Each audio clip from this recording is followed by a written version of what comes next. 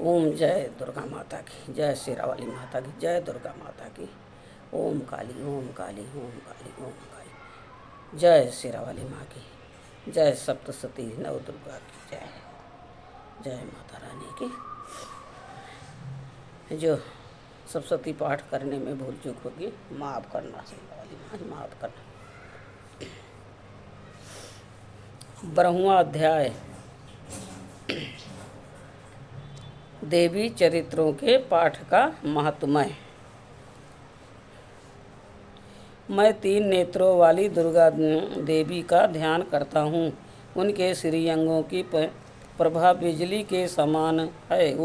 वह सिंह के कंधे पर बैठी हुई भयंकर प्रतीत होती हैं। हाथों में तलवार और ढाल लिए अनेक कन्याएं उनकी सेवा में खड़ी हुई हैं।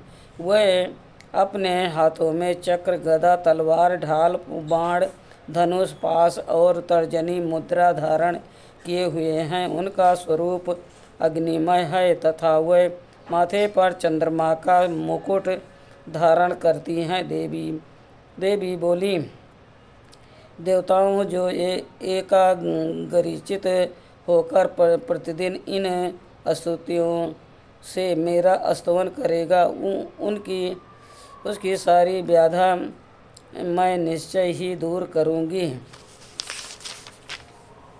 जो मधु कैटभ का नाश, महिषासुर का वध तथा शुभ निशुभ के संहार के प्रसंग का पाठ करेंगे तथा अष्टमी, चतुर्दशी और नवमी को भी जो एकाग्रचित हो भक्तिपूर्वक मेरे उत्तम महात्म्य का श्रवण करेंगे, उन्हें कोई पाप नहीं छू सकेगा। उन पर पाप जनित आपत्तियाँ भी नहीं आएंगी। उनके घर में कभी दरिद्रता नहीं होगी तथा उनको कभी प्रेमी जनों के विक्षोभ का कष्ट भी नहीं भोगना पड़ेगा। इतना ही नहीं, उन्हें शस्त्र के से, लुटेरों से, राजा से, शस्त्र से, अग्नि से तथा जल की राशि से भी कभी भय नहीं होगा। इसलिए सबको एकाग्रचित होकर भक्तिपूर्वक मेरे इस महात्म्य को सदा पढ़ना और सुनना चाहिए। ये परम कल्याण कारक है। मेरा महात्म्य महामारी जनित समस्त उपद्रव तथा आध्यात्मिक आदि तीनों प्रकार के उत्पातों को शांत करने वाला है।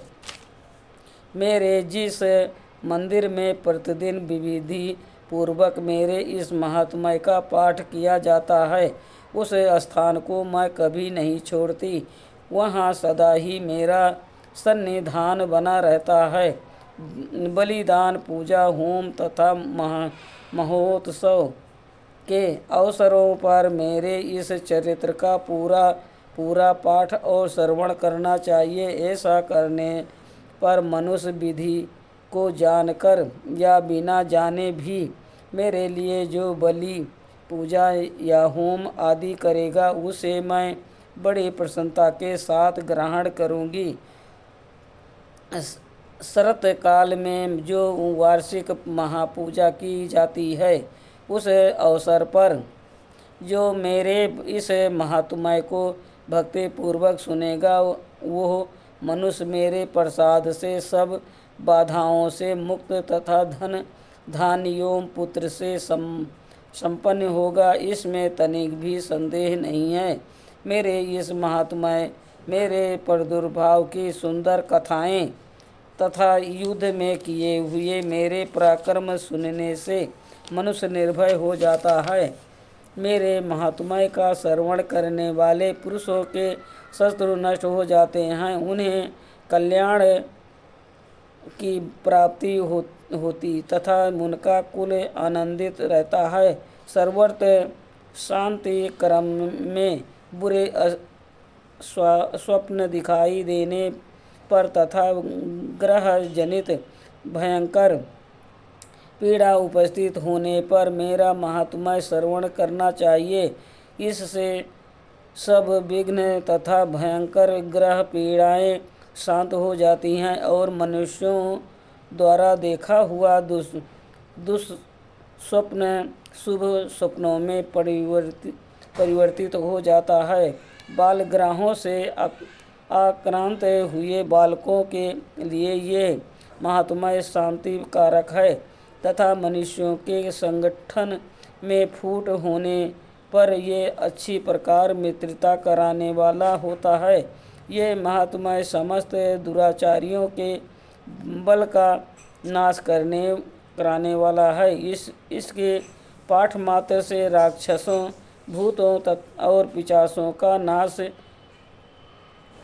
हो जाता है। मेरा ये सब महात्मय मेरे समीप की प्राप्ति कराने वाला है। पशु, पुष्प, अर्घ, धूप, दीप, गंध आदि उत्तम सामग्रियों द्वारा पूजन करने से, ब्राह्मणों को भोजन कराने से, होम कराने से, प्रतिदिन अभिषेक कराने से, नाना प्रकार के अन्य भोगों का अर्पण करने से तथा दान देने आदि से 1 वर्ष तक जो मेरी आराधना की जाती है और उससे मुझे जितनी प्रसन्नता होती है उतनी प्रसन्नता मेरे इस उत्तम चरित्र का एक बार श्रवण करने मात्र से हो जाती है।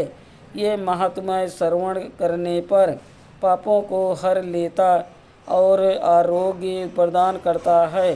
मेरे प्रादुर्भाव का कीर्तन समस्त भूतों से रक्षा करता है तथा मेरा युद्ध विषयक चरित्र दुष्ट दैत्यों का संहार करने वाला है।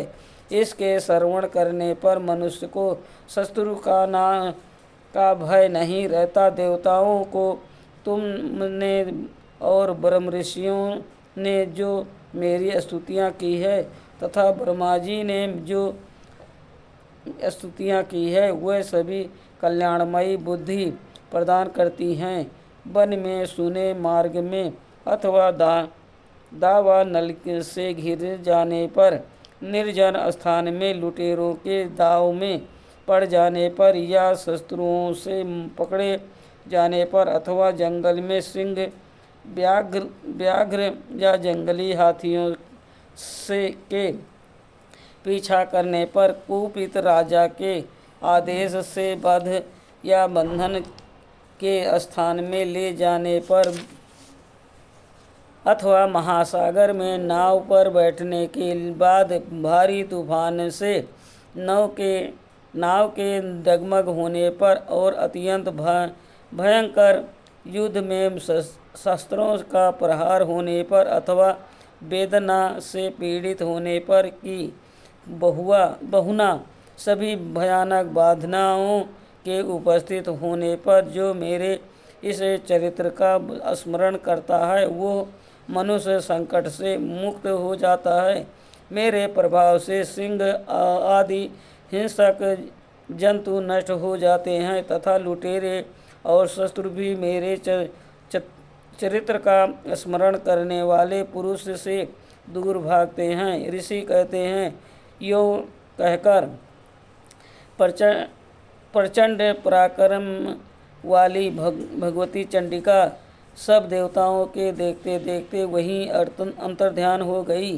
फिर समस्त देवता भी शस्त्रों के मारे जाने से निर्भय हो अब पहले की ही भांति यज्ञ भाग का उपभोग करते हुए अपने अपने अधिकार का पालन करने लगे। संसार का विध्वंस करने वाली महाभयंकर अतुल पराक्रमी देव शत्रु शुभ तथा महाबली निशुभ के युद्ध में देवी द्वारा मारे जाने पर शेष दैत्य पाताल लोक में चले आए। राजन, इस प्रकार भगवती अंबिका देवी नित्य होती हुई भी पुनः पुनः प्रकट होकर जगत की रक्षा करती हैं। वही इस विश्व को मोहित करती हैं, वही जगत को जन्म देती तथा वही प्रार्थना करने पर संतुष्ट हो विज्ञान एवं समृद्धि प्रदान करती हैं। राजन, महाप्रलय के समय महामारी का स्वरूप धारण करने वाली वह महाकाली ही इस समस्त ब्रह्मांड में व्याप्त हैं। वही समय समय पर महामारी होती और वही स्वयं अनन्मा होती हुई भी सृष्टि के रूप में प्रकट होती हैं। वह सनातनी देवी ही समयानुसार संपूर्ण भूतों की रक्षा करती हैं। मनुष्यों के अभियुक्त के समय वही घर में लक्ष्मी के रूप में स्थित हो उन्नति प्रदान करती हैं और वही अभाव के समय दरिद्रता बनकर विनाश का कारण होती हैं। पुष्प, धूप और गंध आदि से पूजन करके उनकी स्तुति करने पर वह धन, पुत्र, धार्मिक बुद्धि तथा उत्तम गति प्रदान करती हैं। इस प्रकार श्री मार्कंडेय पुराण में श्रवणिक मंत्र की कथा के अंतर्गत देवी महात्म्य में फल स्तुति नामक 12वां अध्याय संपूर्ण हुआ।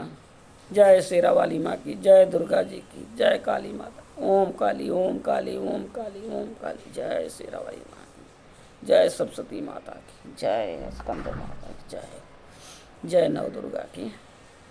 जो भूल चूक हो की माफ़ करना, माता रानी माफ़ करना।